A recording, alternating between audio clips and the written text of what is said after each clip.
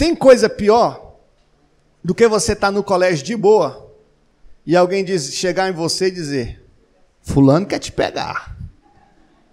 Queridos, quando isso acontecia comigo, dava assim meu estômago, acabou a aula para mim, eu já não prestava mais atenção na aula. A aula acabou. Aí quando alguém perguntava: tem alguém querendo te pegar? Aí qual é a pergunta que você faz? Quem é? Aí a depender de quem for, você decide se você vai pular o muro e vai fugir da sala, se você vai mudar de colégio, ou se você vai utilizar suas coligações partidárias. Porque você pode fazer ali uma coligação de amigos, né, e analisar se a outra equipe ela tem um potencial destrutivo maior do que a sua.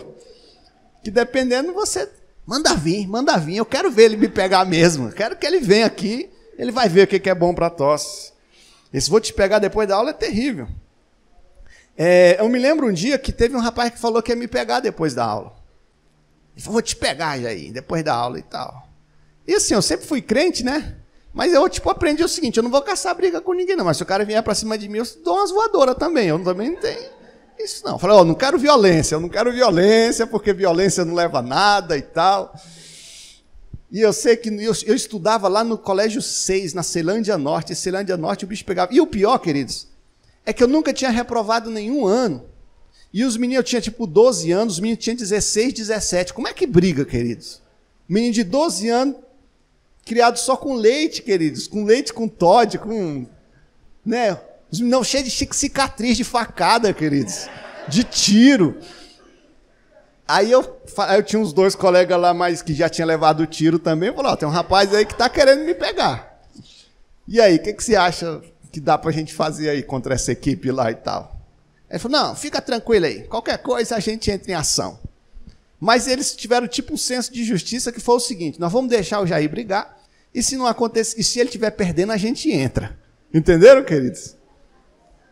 Aí tá bom, mas assim, estava um pouco arriscado, né? Porque podia acontecer de chegar até um momento eu começar a apanhar e depois eu reverter aquilo. E isso eu estava na 5ª série, queridos. Então era um dilema que eu estava enfrentando. Eu sei que no final da aula... Vocês querem que eu conte o final da história? Eu acho que eu só vou contar no próximo vídeo para aqueles que se inscreveram no meu canal. Vou colocar no Instagram, no Story, assim que chegar em casa para vocês irem lá e assistir. Tá, aí o rapaz veio na minha direção, tinha acabado a aula, eu estava indo embora para casa. E aí ele veio, irmão. Ele veio: aí vem cá, não sei o quê. Aí ele me deu um golpe que pegou aqui no meu rosto. Aí eu estava com o livro, ao invés de eu jogar o livro fora, eu fui entregar o livro para um colega meu. Aí ele me deu outro golpe. Mas quando eu entreguei o livro, porque se eu sujasse meus livros, eu ia levar os golpes da minha mãe quando eu chegasse em casa. Então não podia sujar os livros, nem sujar a minha roupa. Eu sei que nessa ocasião deu um branco em mim, que eu saí tipo o Juggernaut. Você lembra do Zangief, assim, girando assim, dando uns murrão goiano no menino? Fui pá, pá, pá, pá, pá. Moral da história, eu achei que eu bati mais do que apanhei. E a gente costuma fazer esse balanço, né? Se mais bateu ou mais apanhou? Eu sei que ele, depois do conflito... Eu não quero deixar bem claro que eu não estou estimulando violência aqui, nem nada e tal. Mas nessa ocasião eu reagi, ele retrocedeu e eu saí como vitorioso. E o pessoal que ia me ajudar estava lá. Não, nós estávamos aqui só olhando. Se você fosse realmente perder, a gente entrava em ação, mas não foi necessário. E eu sei que eu voltei para casa, todo valentão, que eu tinha ganhado a luta. Sim, quando você tem um inimigo, normalmente você quer saber quem é esse teu inimigo. E eu vou falar para o Vinícius: você tem um inimigo, Vinícius. E na verdade você não tem um, você tem 3. E ter 3 inimigos é terrível. Todos nós aqui temos, pelo menos, 3 inimigos. Eu vou falar para vocês quem é: o mundo, o diabo e a carne. 3 inimigos danados. O mundo, o diabo e a carne. O mundo está ao redor de você, o diabo contra você e a carne dentro de você. E desses 3, qual que você acha que... Não, pode deixar. Qual que você acha que é pior? Desses 3, o pior que eu acho é a carne, que está dentro da gente. Às vezes o cara ganha na porrada do diabo, mas perde para a carne. Se você for ver Sansão, Davi, quando chegou no quesito carne, eles se atrapalharam. E eu vou falar desses nossos inimigos, para nós refletirmos um pouco a respeito dos nossos inimigos e o que faremos a respeito deles. 1 João capítulo 5, versículo 19, então, falando do mundo, a Bíblia nos ensina que o mundo jaz no maligno. Você sabia que esse versículo muitas vezes é citado de forma errada? As pessoas costumam citar que o mundo jaz do maligno, como se o diabo fosse o dono do mundo. Só que o diabo, queridos, ele não tem nem a chave da casa dele. O diabo, ele não é o dono do mundo, mas o diabo está no mundo e no mundo está disseminado o ódio do diabo. O diabo tem capacidade de agir, tem poder de influenciar, de roubar, de matar e destruir. Nós vivemos em um mundo tendente ao pecado, um mundo que te afasta de Cristo. Se você for ser guiado pelo mundo, viver a sua vida conforme a maré do mundo te chama, te atrai, não vai dar bom. Essa não é a vontade de Deus. Mas pastor, como é que a gente vai fazer? Nós vamos viver, vamos sair desse mundo? E Jesus é tão inteligente e sensato que ele orou por nós, inclusive, e ele diz: Pai, não peço que os tire do mundo, mas que os livre do mal. O Christian, por exemplo, eu tenho muito cuidado com meu filho, ele está com 8 anos. Você não vai ver o Christian aqui em Braslândia andando sozinho pela rua com 8 anos, ainda não. Agora tem os pais também, que o filho está com 19 anos e o filho não sabe pegar ônibus. Você já viu isso também? Os pais que super protegem. O pai tem que entender que você não pode tirar o seu filho do mundo, você tem que ensinar o teu filho a viver nesse mundo.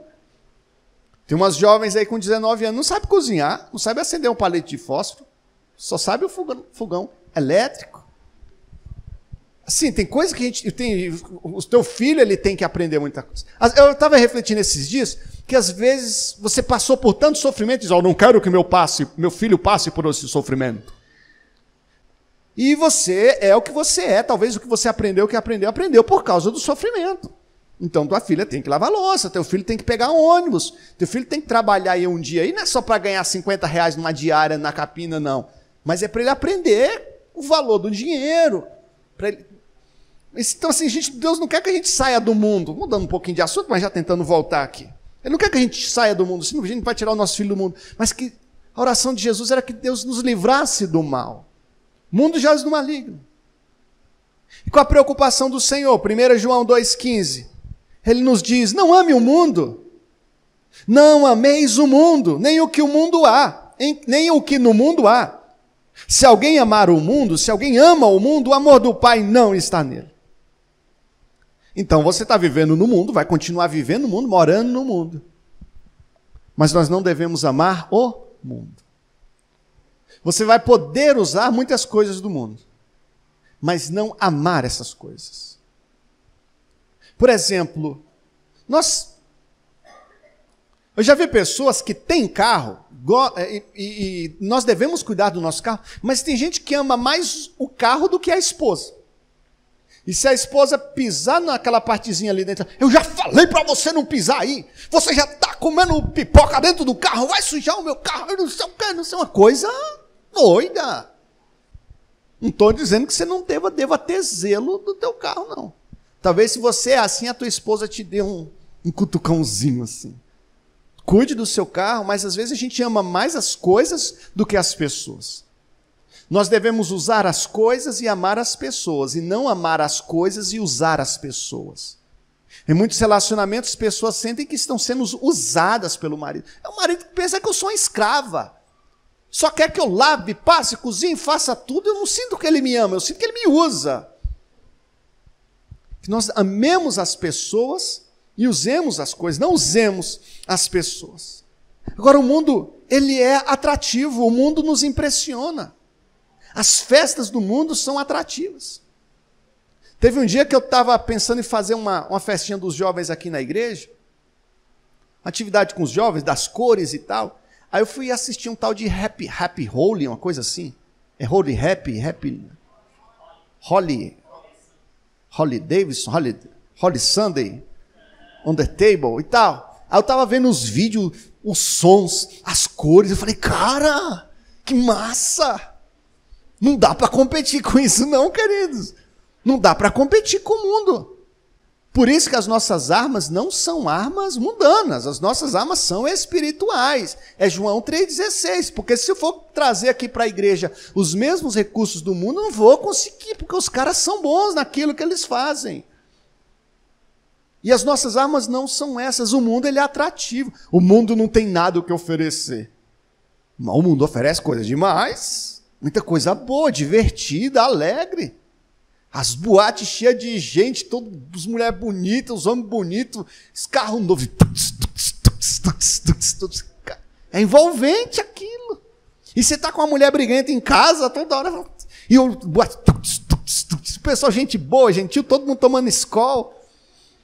E vou deixar aquela mulher lá, vou cair aqui na gandaia, aqui, vou ser feliz. O mundo ele é atrativo. Agora sim. O mundo não tem nada que oferecer, tem muita coisa que oferecer, mas são coisas que têm consequências terríveis também.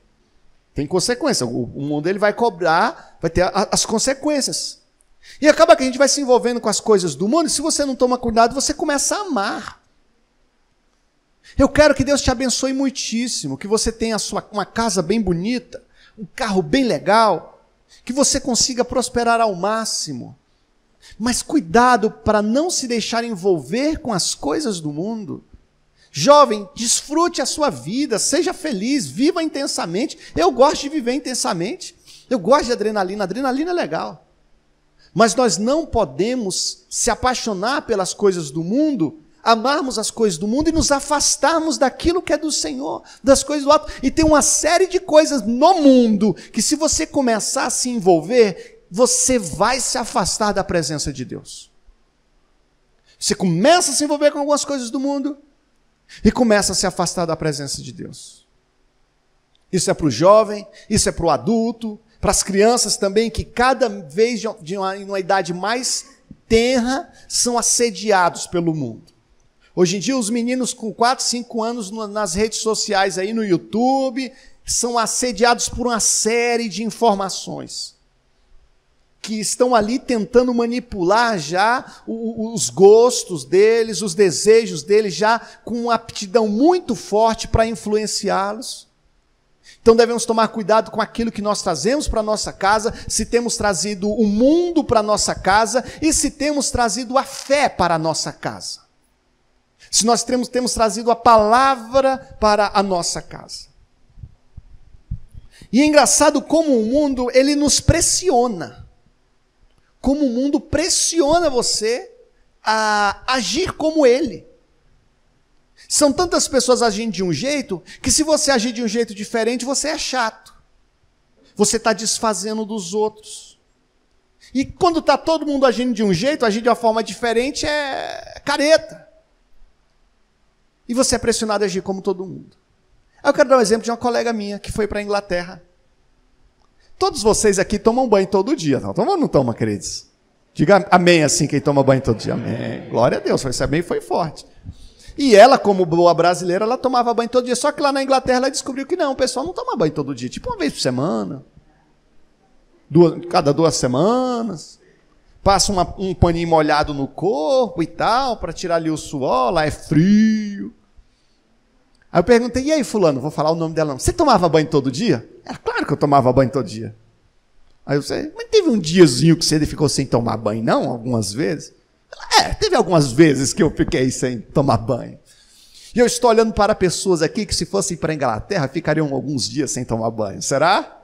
Será que nós cederíamos à pressão da sociedade, do contexto? Os contextos pressionam. E muitas vezes você está nadando contra a correnteza. E é difícil nadar contra a correnteza. Eu me lembro lá na Paraíba, nadando num rio chamado Rio Piranhas. E eu nadando nesse rio e nadando contra a correnteza era difícil, é cansativo. E todo mundo está agindo de um jeito, todos os jovens estão agindo de um jeito e você agindo de outra forma completamente diferente. Eu me lembro fazendo faculdade com meus 18, 19 anos, todos os meus colegas indo para uma boate, lá para o Todos os colegas indo lá para algazarra mesmo, e eu assim, cara, eu tenho um culto, eu vou para o culto hoje, inclusive eu vou pregar. A pessoa, não, beleza e tal, e depois eles falaram o que tinha acontecido no outro dia, eu achei completamente diferente. E tinha até alguns colegas que eram crentes lá na minha sala, mas eles eram piores do que os do mundo, bebiam mais, festejavam mais, namoravam mais. E teve um colega que falou, sabe fulana que é crente? Ele namorou com 17 rapazes lá no ENAD, Encontro Nacional do Estudante de Direito. 17, eu contei. Como é que ela ia pregar depois? Que eu também para pregar. E o jovem é pressionado, o adulto é pressionado, nós somos pressionados em diferentes contextos, contexto de família. Às vezes você entregou a tua vida para Jesus, você quer servir a Deus corretamente, andar corretamente, mas as pressões, os seus contextos, o mundo onde estamos inseridos nos pressiona a agir de uma forma diferente. E aí a gente tem que não fazer o que todo mundo faz e fazer o que ninguém faz. Às vezes você é o único na sala de aula, o único na família a jejuar, a ler a Bíblia, a pregar. Talvez a única que já leu a Bíblia no colégio, que levou uma Bíblia na bolsa e todo mundo criticou você. Única a se preservar, o único a não se preservar.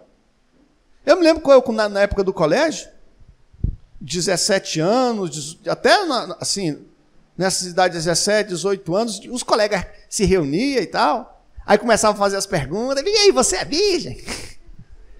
E eu, mudava de assunto. Irmãos, e eu casei virgem com a esposa virgem. E minha esposa, quando foi fazer o exame pré-nupcial, teve que fazer aquele externo. Ainda pegou a declaração lá com o médico e mostrou para a mãe dela. Falou, tua filha está casando virgem aqui, ó, com 23 anos. Já percebe como é que ela está navegando contra o fluxo? E porque ela foi fiel a Deus, Deus abençoou ela grandemente. Amém, queridos? Dando muito mais que ela podia pensar ou imaginar. E eu também, mas tem hora que você fazer o certo, fica você fazer a vontade de Deus, você é pressionado. E o mundo está aí, mas se você for amar o mundo, andar conforme o mundo quer, o amor do Pai não está em você. É engraçado Satanás, porque ele chegou em Jesus, levou Jesus lá para um lugar alto e mostrou as riquezas do mundo, as belezas do mundo, os atrativos do mundo. Eu vou te dar isso tudo, só você se prostrar e me adorar. E Jesus, negativo, palavra no diabo. Interessante, assim, triste, porque Timóteo tinha uma pessoa, Paulo tinha uma pessoa que ele gostava, possivelmente um discípulo. Era uma pessoa importante para Paulo, mas Paulo perdeu esse discípulo. Pois Demas, amando este mundo, abandonou-me e foi para Tessalônica. E nós vemos Paulo sentindo falta de Demas, citando esse cara aqui, Demas, que já tinha um nome suspeito, com esse nome já não dava para confiar. Demas me abandonou. Eu percebo Paulo sentindo esse abandono. Será que eu já não perdi discípulos porque amaram o mundo? Porque quando você ama o mundo, você não aceita ser discipulado. Porque o discipulador vai falar as coisas do contrário do que o mundo fala. Inclusive, para ser discipulado e amar o mundo ao mesmo tempo, não dá. E Paulo está sentindo a perca de Demas. Perdi, ó. Demas, amando este mundo, abandonou-me e foi para Tessalônica. Amar o mundo te afasta de pessoas relevantes para a sua fé. O amor, agora eu digo outra coisa, o mundo é algo efêmero, é algo marcessível. O mundo é algo passageiro. O Alex não é passageiro, né, Alex?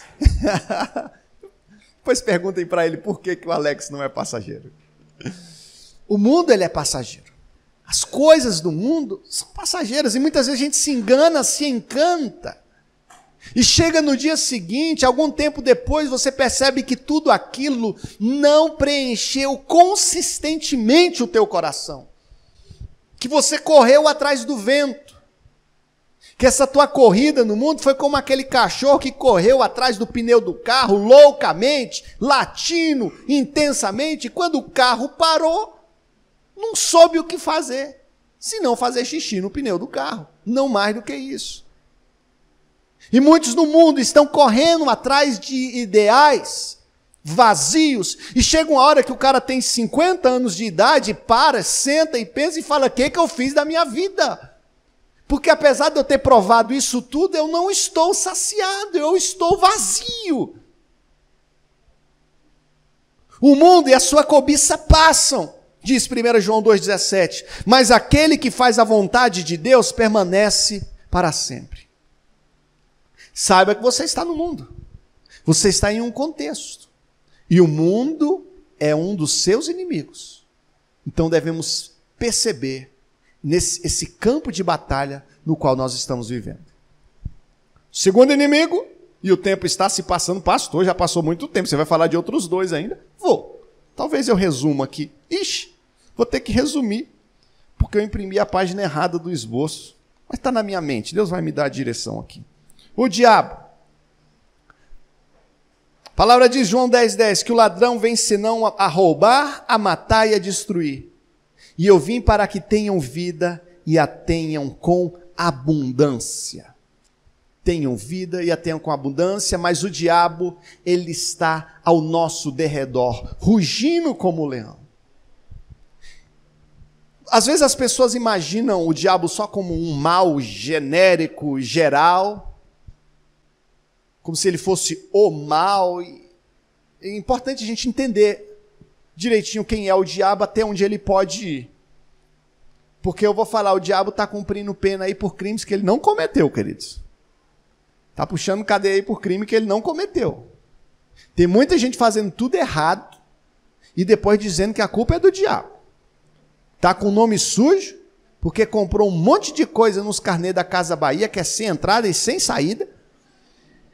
Não conseguiu pagar, sujou o nome do cunhado, do primo, da esposa.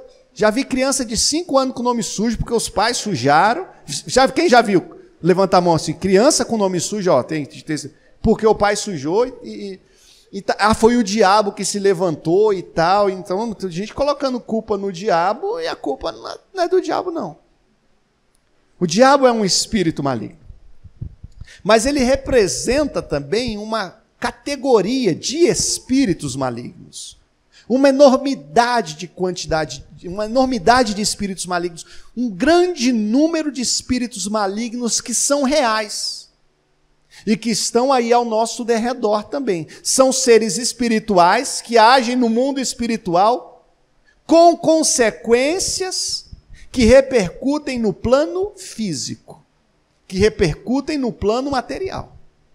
E se muitas pessoas ignoram o assédio do mundo, não se apercebem do poder destrutivo do mundo, muitos também não percebem que o diabo e espíritos malignos realmente existem, têm aptidão para destruir e têm destruído a muitos.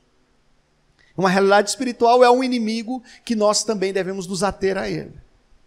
Porque às vezes existem pessoas que estão lutando com armas naturais, querendo atingir um inimigo que é espiritual. Eu me lembro dos Caças-Fantasmas. Alguém já assistiu Caça-Fantasma? Assim? Buster! Não tem lá. Blockbuster não. Blockbuster era a locadora. É Ghostbuster, não é isso? E aí o que acontece? Eles tinham uma arma, tipo uma metralhadora, assim, que tinha um jato que saía um laser e tal, que atingia os fantasmas, porque as armas normais não atingiam os fantasmas, né? E assim, as armas que atingem os demônios, digamos assim, fazendo esse paralelo assim bem cômico, é a nossa oração, é o jejum, é a vigilância, santidade também. Você está fervoroso. E o que acontece? Eu vi uma ilustração uma vez também. A mulher chegou no pastor e falou: pastor, o diabo fica enchendo minha mente com os pensamentos ruins e tal, não sei o quê. Os demônios vêm. Aí o pastor estava com raiva nesse dia e falou: irmão, mosca só senta em chapa fria. Chapa quente, mosca não senta. Então, quando você busca santidade e encontra com santidade com o Senhor, você está vivendo na presença do Senhor, com certeza você tem uma fortaleza, um repelente espiritual muito forte. Não que significa que você também não seja suscetível a ataques, mas é todo um conjunto. E o diabo, e bem como os espíritos malignos, são persistentes. E eles têm uma série de qualidades. Eu vou até elencar as qualidades aqui do diabo. Persistente, oportuno, inteligente, estrategista e paciente. Ele espera a hora certa. Tanto que a Bíblia fala do laço do passarinheiro. Alguém aqui já foi passarinheiro em algum momento da vida? Levanta a mão assim para eu ver. Vários passarinheiros, né? Poucos passarinheiros. Eu vou explicar para vocês como é que trabalha o passarinheiro. Eu fiz uma arapuca uma vez, com muita paciência, muito bem feita a arapuca. E aí, você, depois de fazer a arapuca, você coloca ela num lugar estratégico, coloca lá debaixo o alimento preferido do pássaro que você quer capturar. E eu pegava uns galinhos de bambu, fazia ali um alçapão bem direitinho ali para na hora que as ribançãs pousassem lá, ela caísse e prendesse. E o passarinheiro, ele não pode ter pressa, ele tem que ter paciência, saber que o diabo ele é paciente. O diabo ele arma uma casinha para a pessoa cair. E muitas vezes a casinha está armada. O diabo está com aquela ratoeira no ponto, aquele queijo cheddar, saboroso, aquele queijo ali defumado, para quem gosta também, e está tudo preparado, e a pessoa está indo lá como aquele ratinho embebedado ali pelo cheiro daquele queijo.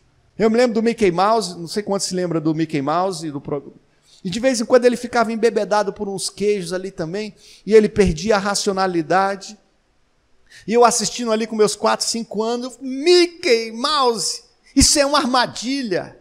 Essa ratoeira vai pegar você, deixa de ser burro, mas ele não enxergava. E às vezes o diabo arma ratoeiras, alçapões, e você está indo lá embebedado pelo atrativo, porque ele vai colocar coisas atrativas ali. E a pessoa não percebe que é uma armadilha do diabo para destruir a sua vida. Provérbios fala muito sobre isso. Olha, se afasta os teus pés da casa da mulher ímpia, da prostituta, porque se você for, você vai se dar mal. Não faça isso. Eu acho interessante também porque o diabo ele não utiliza a vis absoluta. O diabo ele não pega a sua mão assim e balança a tua mão para você pegar e fazer o que é errado. Normalmente não acontece isso. Ele não pega você, o diabo me pegou pelo colarinho e me colocou aqui neste lugar. Normalmente não é isso. Mas ele trabalha no plano dos pensamentos. E ele tenta de toda forma influenciar os seus pensamentos, com sugestões, influências, para que então você faça o que é errado. Influenciando os nossos pensamentos, semeando pensamentos maus. Às vezes a pessoa é boa, a pessoa é gente boa, trabalhadora, crente. Aí de vez em quando vem uns pensamentos que não tem nada a ver, uns pensamentos de morte, pensamento de maldade, de pecado, de fazer o que é errado. Meu Deus, o que eu estou fazendo com esses pensamentos aqui na minha cabeça? Como é que esses pensamentos vieram aqui? E o diabo ele tem poder para fazer isso. E a gente vê Pedro chegando em Jesus, não, Jesus, não faça isso não morra não sei o quê, você vai morrer, tu está novão ainda, 33 anos, a vida toda pela frente. E Jesus, ué Satanás, tu está aí, né? Para trás de mim, Satanás. Tu está cogitando as coisas dos homens. E Jesus percebeu o diabo falando através da boca de Pedro. Irmão, se o diabo usou Pedro no momento de deslize de Pedro, que ele falou pelos cotovelos, e o homem mais de Deus, mais bonitão, mais cheio do Espírito Santo, se ele vacilar, ele fala besteira. O pastor Jair tem que tomar cuidado, porque às vezes a gente fica pregando, fica empolgado, e se eu não tomar cuidado, de um momento para frente eu deixei de falar do Espírito, estou falando coisa da carne, estou falando besteira, coisas que machucam as pessoas, me excedendo aqui na minha pregação. Então devemos estar vigilantes. E o diabo ele tenta alçar os nossos pensamentos, influenciar os seus pensamentos. Mas o que a palavra diz? Resisti ao diabo, sujeitai-vos, portanto, a Deus, mas resisti ao diabo e ele fugirá de vós. Então nós devemos resistir ao diabo. Nós devemos buscar em Deus fortaleza para resistirmos a ele. E eu fico imaginando eu resistindo ao diabo. E o diabo ele não é onipresente. Nenhum espírito maligno é onipresente. E nós percebemos o espírito maligno saindo de uma casa, deixando ela adornada, depois e o proprietário adorna a casa, depois ele volta, encontra ela vazia, bonita. Então você percebe essa mobilidade dele. Um demônio que se afastou, mas que se aproximou. Você consegue imaginar isso? Uma família que estava vivendo um período bom, feliz, tudo bem, e de repente um espírito maligno se aproxima novamente e as coisas começam a ficar tensas. Um lar que estava tudo bem, um marido que estava uma bênção, de repente, de uma hora para outra, ele começou a ficar pesado, carregado. Um ambiente que estava agradável e agora está pesado, está tenso, está desencontrando as coisas, tão truncada, está um ambiente que você quer sair de lá. E eu consigo imaginar um espírito maligno ali no meio da muvuca, com poder para destruir, para disseminar confusão. Cabe a gente resistir, cabe a gente trazermos a fé para a nossa casa.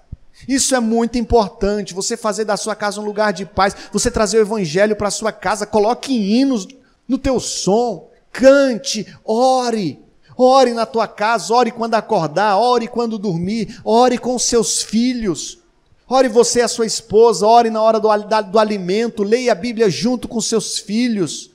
Precisamos trazer a fé para a nossa casa, para que então, quando esse inimigo vier a tentar, ele não encontre um lugar vulnerável.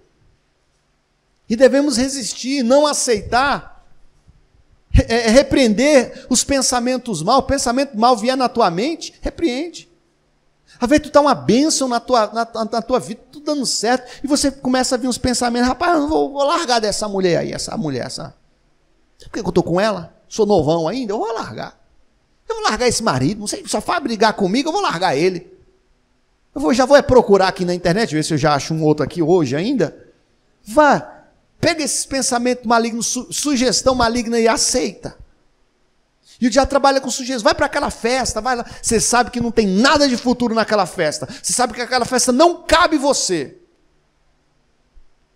E você mesmo assim vai alimentando pensamento, alimentando. E tem pensamento que a gente tem que repreender, queridos. Sangue de Deus tem poder. Todo pensamento sai em nome de Jesus. Pensamento ruim. Para trás de mim, Satanás. X para lá para trás. E ele fugirá de vós. Lembrando sempre, a parte pretérita ali do versículo é sujeitai-vos, portanto, a Deus.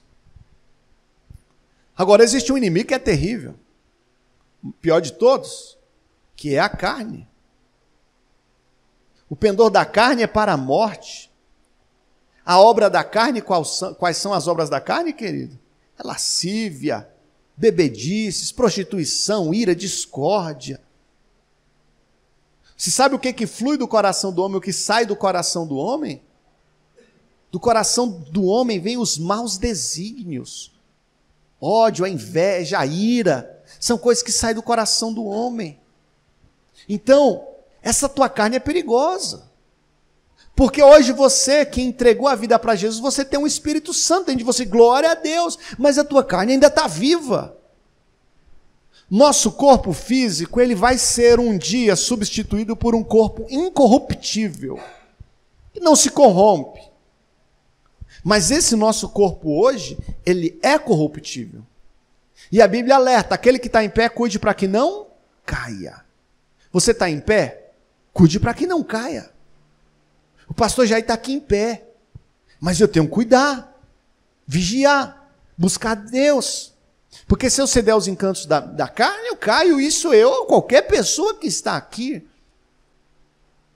Quantas guerras nós enfrentamos nos nossos pensamentos, queridos, os desejos maus, desejo de fazer o que é errado. E eu vi uma frase que eu achei legal, o seguinte, que ser tentado não é pecado. O pecado é cair em tentação. Jesus foi tentado. O diabo vai tentar você. E tem vezes que você vai se sentir tentado. Você vai ter um desejo de fazer uma coisa errada, uma coisa que não presta.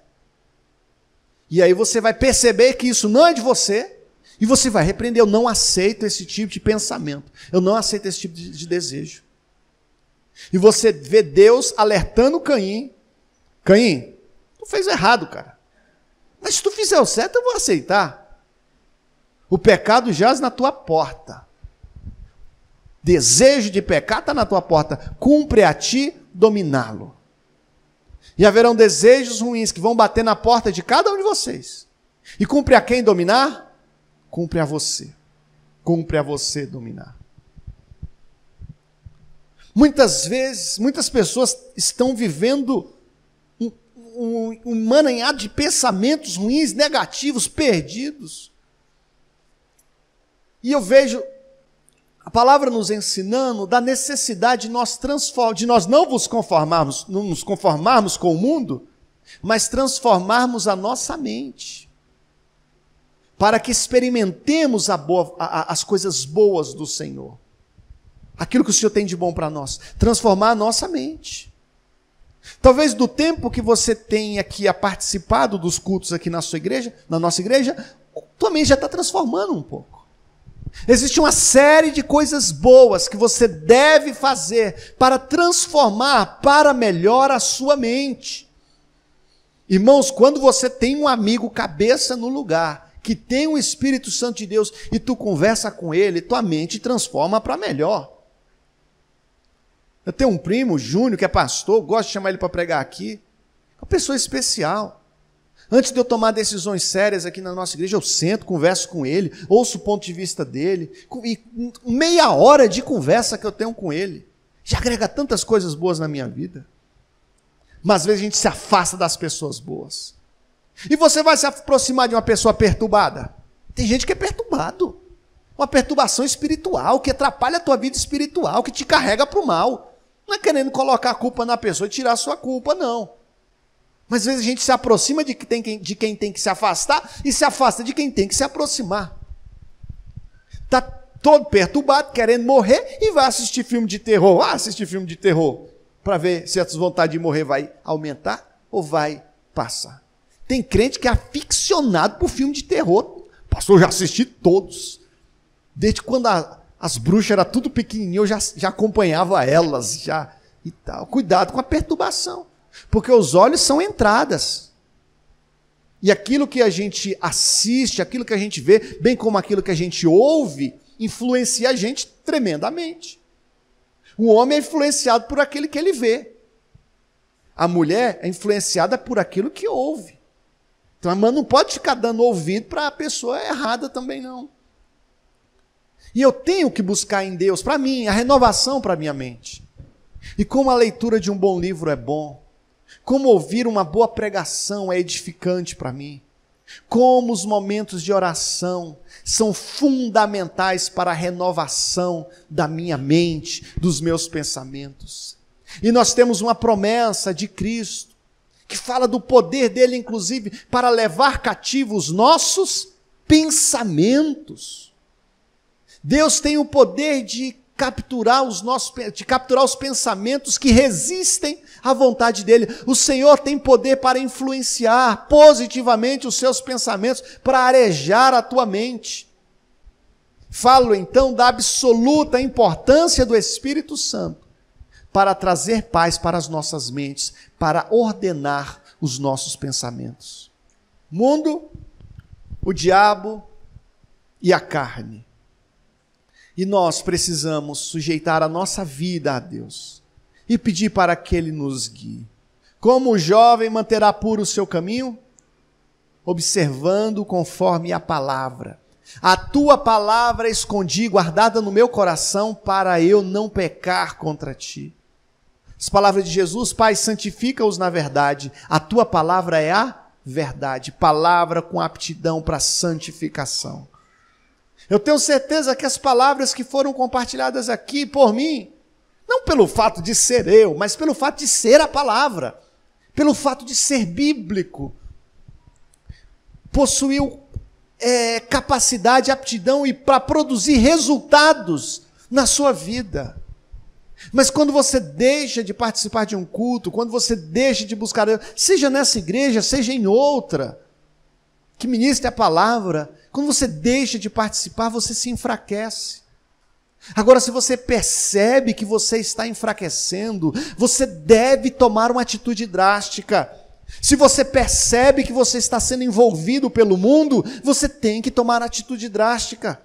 Você percebe que o diabo está ali ao seu derredor, você tem que agir. Se você está percebendo que a sua carne está dominando você, é necessário de buscarmos a presença do Senhor também. Amém?